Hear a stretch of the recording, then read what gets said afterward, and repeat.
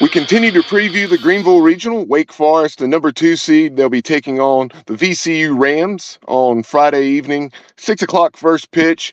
And right now to preview the Deacs, I'm very excited to welcome back in to the show, and that is Wake Forest color analyst, former MLB pitcher Lary Sorensen. Larry, we appreciate your time. Nice to talk with you again. Thank you. Yes, sir. Wake Forest, obviously so much success a year ago, made it to Omaha, made a nice showing in Omaha, fell a bit shy of that ultimate goal of a national championship. The Deacs were number 1 early this season, got off to an 11-1 start, but then experienced some adversity early on in ACC play. I believe a 4-8 start, including a sweep at home to the hands of North Carolina, who ended up being a number 4 seed. So if you would, give us a quick summarization of the Deacs 2024. Well, a lot of injuries factored into this season, and I know that every club has them. It just seemed like the injuries came at very inopportune times when there were big series coming up against top-tier teams, and that really hurt Wake Forest. And they've also been a very streaky team. Sweep one weekend against Clemson at home, get swept the next weekend by NC State. So I don't think that the consistency has been there. I think another thing people have to realize is last year was just a magical kind of year, a blend of talent that came together and checked off every box you could ask for, and really had a spectacular season, and one that probably will be the greatest in Wake Forest history. Yeah, no doubt that 2023 was one for the history books or record books, and one that will never be forgotten among Wake Forest fans for sure, as well as just folks who love college baseball. But kind of honing in on some of those injuries, and one of the big pieces of this program, added into the mix, and just one of the top arms in college baseball, and that is Chase Burns. Chase, 10-1, 2.46 ERA, just 57 hits allowed in 95 innings. Opponents hitting just 171 against him, in a ridiculous 184 strikeouts in those 95 innings. Yeah, and only 26 walks to go with it as well. And I was watching, so we were talking down at the ACC tournament with some scouts, and if you get 0-2, 1-2 against Chase Burns, you have no chance. He's got 3 pitches he can put you away with, and you're really just kind of guessing for one. And the majority of his strikeouts, I would say, come on his some type of a breaking ball. He's got a tremendous slider, big league slider right now, and he's got a very good curveball. It's a plus curveball in the major leagues, according to their ratings. So he's got 3 different pitches he can put you away with. And if you get behind in the count on him, you got no chance. Your best hope, quite honestly, is to hope that the ball goes in the dirt and goes back to the screen, because there's a really good chance you're going to strike out. Yeah, you mentioned that game, or the ACC tournament, specifically within that ACC tournament, that instant classic, I think, 12 innings against the North Carolina Tar Heels, a game, obviously, that after getting swept by the Tar Heels in the regular season, I can imagine how much Wake wanted that one, and they were able to pull it out in those extra innings. And Chase Burns, just electric that night. I think he had 11 strikeouts through 4 innings, and I don't feel bad about bringing this up because Chase Burns couldn't believe it himself. The strikeout pitch to a left-handed Tar Heel batter that was a little down and away, and he got the call. The strike zone might have gotten expanded on that particular call. We'll just leave it at that. Yeah, it was off the plate and it was low, so it missed by a lot. And for some reason, an umpire had a vapor lock of some type, and he called it a strike. But everything else was quite legit. He had 15 strikeouts for the night. It's pretty amazing. He's had 15 starts for Wake Forest, and in 12 of those 15 games, he's had double digits in strikeouts. And I believe in 10 of those, he had 13 or more. So he's been a power pitcher all year long, tremendous citizen off the field. He has been a great addition to Wake Forest in every way that you can imagine, a huge plus. And oddly enough, he was the person that approached Wake Forest about transferring. He reached out on his own and said, I've got an interest because I want to get better as an all-around pitcher. I want to work on the little things that make you a successful player. And that's one of the things that Corey Muscara, the pitching coach, is known for, is developing the overall player and the person. And so that's why he had an interest in Wake. And the reason I bring that up, not to put you in the awkward position talking about umpires, but because of you referenced that command, 184 strikeouts to just 26 walks, unbelievable. And he's only hit 3 batters in all those innings of work, throwing with that type of velocity. So, when you have that command, East Carolina fans can relate back to the Nashville Super Regional a few years ago, when they were facing the likes of Jack Leiter and Kumar Rocker. And those guys, especially Rocker, had excellent command and got the benefit of the doubt at times. And as a former pitcher yourself, talk about that. I think back to my childhood. Greg Maddux certainly didn't throw anywhere close to this hard, but at the same time, he had impeccable command and got the benefit of the doubt. Well, he absolutely got some pitches that were out of the strike zone that were off the plate, but umpires got so used to seeing him be out there that they just figured that he would be. And I walked 2.1 batters per 9 innings, so I'm a huge control guy. That was how I made my living. But what happens with Burns is he throws so darn hard, and he's got such a variety of pitches. It's really tough on the umpires too. Now, again, with 2 strikes on the hitter, to me, that's a great example for him of throwing the ball just a little ways off the plate to try to get the hitter to chase. And if he doesn't, he doesn't. You got a ball and you move on. In that case, the umpire missed one. He just flat out missed it and called it a strike, so he was surprised. But, a lot of people believe in a waste pitch. And to me, by definition, a waste pitch is a waste. Because if you throw it so far out of the strike zone that nobody will chase it at all, it doesn't do you any good. That's just throwing for the sake of throwing. And what he did was he went about 8 inches outside, and he went a little bit low as well and got it into a chase type situation. The hitter didn't chase, and the umpire messed up. But umpires, that's a tough job too. An umpire standing back there trying to look at a fastball that's going 101 miles per hour, moving in 2 different directions, and he's trying to figure it out. So it can be tough on them as well.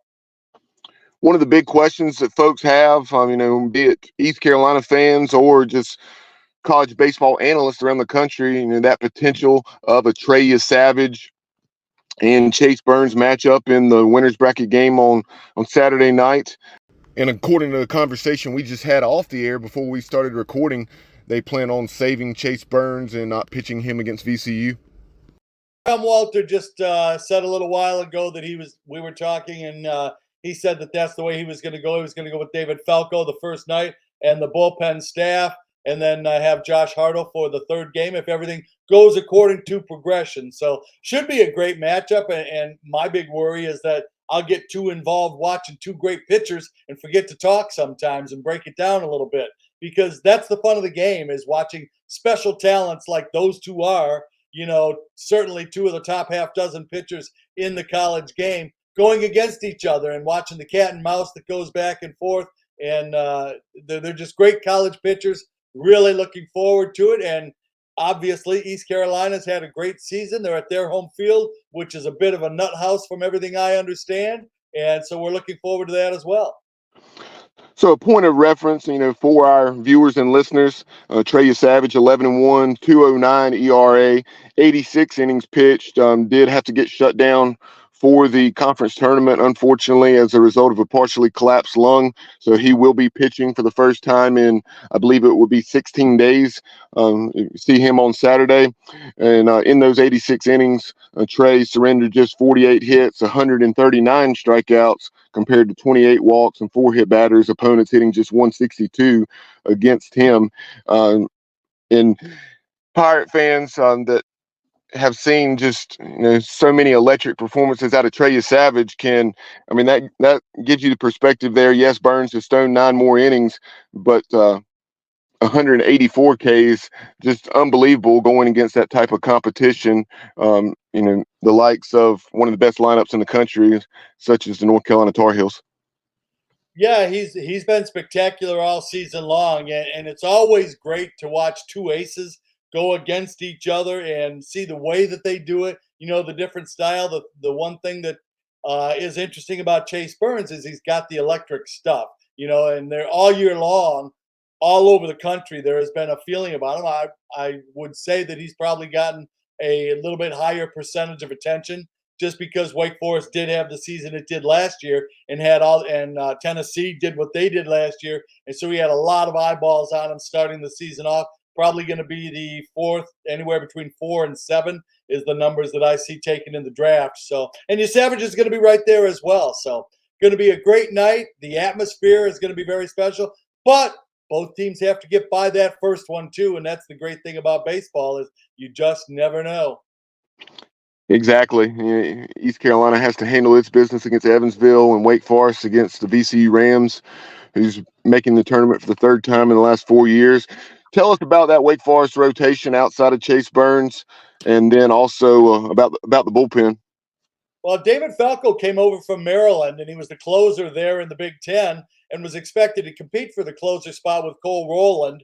Was moved into the setup man role, had some difficulties, and as you know, Wake Forest is a bit of a home run type ballpark. He had some trouble keeping the ball in the ballpark. And so when Michael Massey got injured, who was supposed to be the third-day starter, he's fought a bulging disc in his back all season long. Wake Forest elected to go with a staff day on the third day. So if they could get 4 innings out of Falco, they consider it a good outing, and then they move on to the bullpen. I think if you ask about the biggest difference between the 23 team and 24 team, it would be the experience depth in the bullpen Wake Forest had last year. And this year they've got some freshmen in very important roles trying to fill the same spots as some guys who were taken in the Major League draft as not necessarily the closer out of the bullpen for Wake. So it's a little bit different makeup in the bullpen, especially as you get 3 or 4 into it. And they've got some freshmen who you put them out there and you wait to see what you're going to get sometimes. And it's their first experience with the high pressure that goes along with Division I championship level baseball. Shifting over to take a look at this Demon Deacons lineup, you talk about the home run.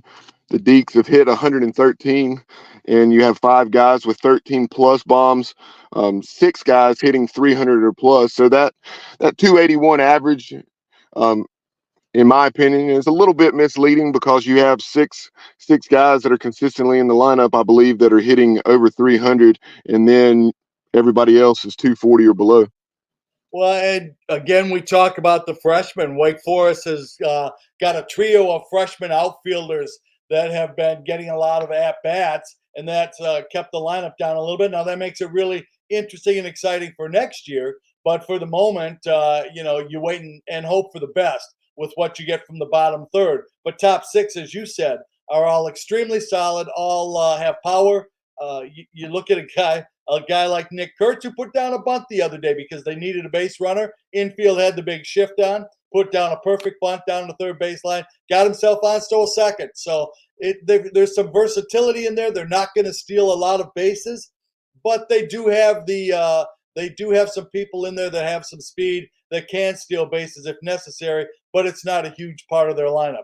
Power is what they rely on, but it's not just a station-to-station type team. They will be aggressive first to third, second to home, and situations like that. So what Wake is really hoping is Nick Kurtz gets hot for the last 3 weeks of the season, basically. And when he does, the entire team can jump on his back. Seaver King has been a great addition, was the D2 player of the year, came over to Wake Forest, has played a number of different positions, now locked in at third. Merrick Houston on the left side is leading the team in hitting at 332 and has been a stellar fielder all season long. Great as a freshman, even better this year. So the defense in the infield is very solid, and they're hoping to carry that on all the way back to Omaha. Yeah, you talk about the defense being solid. Can you elaborate there a little bit as far as I know you mentioned a piece or two there, but a little bit more about the Deacs defensively? Yeah, Adam Tellier has moved over to second base, started the year at third, and Seaver King started in center field. And they were having some difficulties at second base. Austin Hawk, a transfer from North Carolina, started out very hot and then kind of fell into a little bit of a rut at the plate. So they moved Tellier over to second base brought King in from center and started the group of freshmen out in the outfield. I think that the infield defense has been very solid, but not maybe quite as spectacular as they were last year. Brock Wilkin was an excellent fielder. They were very solid. Justin Johnson over at second base was a championship player and a great fielder. So they may have dropped off just a touch in their consistency defensively, but in the infield, they're as solid as anybody around. And Nick Kurtz at first base, absolutely gold glove type major league first baseman. I played with Keith Hernandez, and I've got no problem making that comparison. Obviously, you're going to be on the call this weekend on the radio side with the games being on the ESPN Plus platform, and you'll be alongside longtime voice of the Deacs, Stan Cotton, at Clark LeClaire Stadium.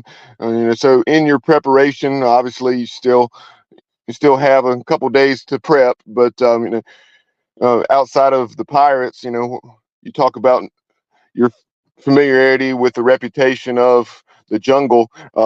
What about VCU and then Evansville?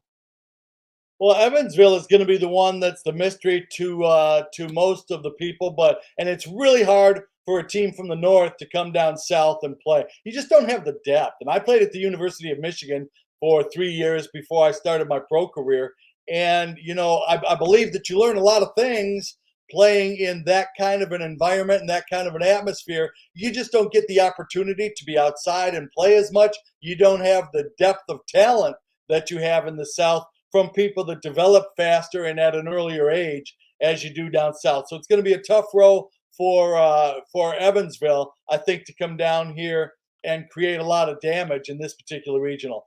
VCU is used to it, as you mentioned earlier. It's the third year in a row. They've been through these types of situations, and so I think they're a little bit more prepared. Wake Forest certainly won't take them for granted. Played them in a series a couple of years back and saw the capabilities of the program, so they won't take them for granted by any stretch of the imagination. The theory is the one in front of you, and that's what Wake Forest adheres to. Should be a great series. Everybody looking forward to it. Wake Forest has been traveling very well with their baseball team. They had a great contingent out in Omaha, and the scramble is on up in Winston-Salem as I look at social media for people trying to get tickets and find their way down to Greenville. And I will say one guy to definitely keep an eye on for the Aces is Mark Schallenberger. I mean, D1 Baseball has him, or at least preseason, they had him the number 7 MLB prospect in the Missouri Valley Conference. He hit just shy of 400, 388 to be exact, 15 bombs, 20 doubles, and drove in 57. So that is a name to keep an eye on for the Evansville Purple Aces.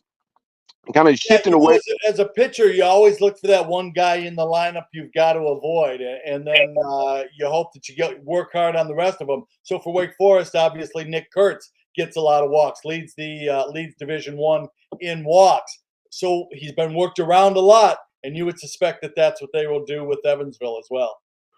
Exactly. Zach Root, Ethan Norby, whoever we may be seeing for East Carolina in that game on Friday, we'll definitely have to be aware of Schallenberger. But switching away from the Greenville Regional, obviously, so many ACC teams in the tournament, and you've had the chance to see most of these throughout the season. You have LSU going to North Carolina in the Chapel Hill Regional, South Carolina going to Doak Field and NC State. Kind of an odd resume for the Wolfpack, but they had some unbelievable series wins. And then you had Mississippi State traveling to Virginia. NC State's an odd team because they play just like their head coach. Elliott Avent is a feisty battle till the end, willing to stand up against you. You're 6'5", 300, and he'll take you on any way he can figure out, and that's the way his club plays as well. And excuse me, and they play very well in their own home ballpark too. So that's a tremendous advantage for them. That you've got to go 27 outs when you take on NC State, and they've got the capability to hit the ball out of the ballpark. I think that North Carolina is just a team that can hit the ball out of anywhere. Their lineup is as deep as anybody, I think, in the country. They go 1 through 9, and you've got to concentrate the whole way through. There's nobody you say, okay, who's on deck because this guy's going to make it out. And that game that you referenced earlier in the ACC tournament down in Charlotte, the 12-inning game was just a tremendous piece of baseball, and it's really been quite an honor, Bubba, to tell you the truth, to be able to do the Paul Skeens, Rhett Lauder 1-0 game in Omaha last year, and then do that 12-hour affair in Charlotte last weekend. It's really been a nice ride with this Wake Forest team. But those will be a couple of great regionals. A little bit surprised Duke is going out to Oklahoma. They'll have their hands full in Norman. That's going to be a good-looking regional from what I can see. You also have Georgia Tech, a team that can really swing it. Struggle to get people out at times, but they had a series win at UVA. Also, I believe swept NC State in Atlanta. So very capable, and they'll be going to the Athens regional. So a lot of storylines there. And you also have UNC Wilmington traveling to Athens, and what a story Charlie Condon has been for the Georgia Bulldogs. It's just, from the outside looking in, I would love to know the whole story as far as him redshirting a season ago, and then this year he hits 443 with 34, 35 home runs and 75 driven in. Yeah, it's an amazing storyline, and that's one of the great things about college baseball is that you find these tremendous stories and things that just come up out of the blue and how it's happening. Certainly, he's a guy that is the Red Star guy. When you start looking at who do I work around up in this lineup, that's going to be a great regional as well. Wake Forest thought there was a chance they might be going there, but ended up in Greenville and all over the country. All over the country, there's going to be a lot of great stories, and then you take it the next step. And if you look at it, and if you say that Wake Forest does win the East Carolina regional, take Chase Burns and put him in Tennessee and face Tennessee on a Friday night up there. That would be intriguing. So it's what's great about college baseball. I did the College World Series up for ESPN for 3 years back right after I retired, and there's nothing better, and it's every college player's dream. I think we can't lose sight of that as much as there is all the distraction with everything else going on in these young people's lives. If you're a college baseball player and you say Omaha, you see a different look on a kid's face when you start saying you've got a chance to go there. Yeah, as a college baseball fan, obviously no better time of year. So many storylines or potential storylines like you referenced. And, a lot of folks say that that's not necessarily taken into consideration, but, who's to say for sure?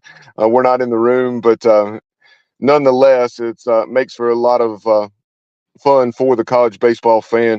But Larry, we appreciate. Absolutely. East Carolina is right in the mix with all of that. They've had a great season. They're playing in their home ballpark. They've got a couple of stars that can jump up. The great thing to me about the college baseball season and the championships going forward is there's always somebody that comes out of the blue that surprises you, somebody that's had an average season, not a star, and hits 500 for a championship series. I did the Citadel and Mercer a couple weekends ago and got to visit with Tony Skoll, and we were talking about the Citadel being at the College World Series in 1990. So as Joaquin Andujar used to say, the only thing you know for sure about baseball is you never know. Yeah, that 1990 Citadel team, came out of the Coral Gables Regional back when there were 48 teams in the Road to Omaha and 6-team regionals, as opposed to the 16 4-team regionals that we have now. And that East Carolina team was one of the better teams in the Pirates program's history. For perhaps younger Pirate fans that aren't familiar, they went 47-9 and were victim to those Bulldogs down in Coral Gables. Yeah, I was fortunate enough to broadcast the game in Omaha when they beat Cal State Fullerton in 12 innings, and Tony Skoll knocked in the winning run. So, like I said, there are people to be found out there that rise up to a special occasion, and a lot of times never go on to play any more baseball whatsoever. But for that 10-day period, they're sitting on top of the world and creating a story all their own. One of my favorite shows to watch the story about when LSU beat Miami, the home run by Warren Morris. Yeah, there have been so many stories through the years when a guy comes out that nobody expects, and you kind of think, okay, I know the result here, but then things get turned around and somebody's a hero and they become a everyday common name for a while, and you look forward, and sometimes guys sustain it for a series, sometimes they fade away. It's a mystery every year. And that's something that Mike Mullis, Mully, East Carolina ESPN Plus analyst, that he was pointing out on another show the other day. And that's just that, no matter how good a team has been, you always have that guy that may have only thrown, 8, 9, 10 innings throughout the year, and he emerges in Omaha or on the way to Omaha, and then you have that guy that maybe only has 20 or 25 ABs, and he's called on to get down a bunt or something of that nature in Omaha. Yeah, Corey Muscara was talking about that with the pitching staff. There's certain roles that you look to fill, and you'd love to have it all slotted in, kind of like Wake Forest did last year. But you look for different people to stand up. You give different people opportunities, and sometimes it's tournament play that fires up one person you didn't expect it from, and he gets 3 outs in a kind of a throwaway inning, and you say, well, let's try him again, and he gets 3 outs again, and all of a sudden it's a higher leverage spot, and then he gets 6 outs in a high leverage spot, and all of a sudden he becomes your hero out of the bullpen or whatever the case may be. So unlikely heroes, and I think America overall loves to see that. We love to see underdogs and unlikely heroes. One final thought from me before we wrap this up. Appreciate your time this morning. Always enjoy talking college baseball with you. But you talk about East Carolina. We discussed Trey Savage, and I referenced how this will be the first time he's pitched in a little over 2 weeks because of that partially collapsed lung. The Pirates and some of their adversity and struggles there in the last 2 to 3 weeks of the season. You had Zach Root, their number 2, that's very talented. The sophomore lefty, he was down with some arm fatigue or whatnot. Had to shut him down for a little over a month, and so he came back and threw 3 innings down in the conference tournament. Pitched pretty well, although not quite as sharp as he typically would be. And then you have Wyatt Lunsford-Shinkman, who had also been shut down for that same time period due to some arm fatigue or whatnot, and you had him coming back, pitching an inning or 2 over the last few weeks. So how you Savage, but especially Root and Lunsford-Shinkman, pitch, and how many innings they're able to go this weekend, how effective they're able to be, will largely determine how competitive East Carolina will be against a very solid field in Greenville. Tournament play and adrenaline does an awful lot to athletes, and you get sometimes locked in, and the body does some things that nobody expected it would be able to do. It's almost like you become so adrenaline charged, you're lifting that 2,000-pound car off of a child, because the body just reacts instantly into a pressure situation. So those are the stories that you love to see, and turn people into folk heroes in their community. I go back to my University of Michigan days, and there are people back in those days that just a shortstop that hit 220 that came on to hit 390 in the regionals, and led the team. So you never know where it's going to come from. It's what makes it so exciting. But stars will be stars. It's that supporting cast, and one of the great things about baseball is it's never just one guy. Well said. Folks, we appreciate you tuning in. That is Wake Forest color analyst Lary Sorensen, former MLB pitcher. Be sure to follow us on social media. On X, you can find us at the Sports OBJ, on Instagram and TikTok at the Sports Objective. Like and follow us on Facebook, and subscribe to our YouTube channel. And when you click subscribe, be sure to click that notification bell and all, so anytime we go live or upload new content, you're alerted on your device. But for MLB pitcher and Wake Forest analyst Lary Sorensen, I'm Bubba Rosenbaum. You've been watching and listening to the Sports Objective as we preview the Greenville Regional. We'll talk to you soon. And as always, go Pirates.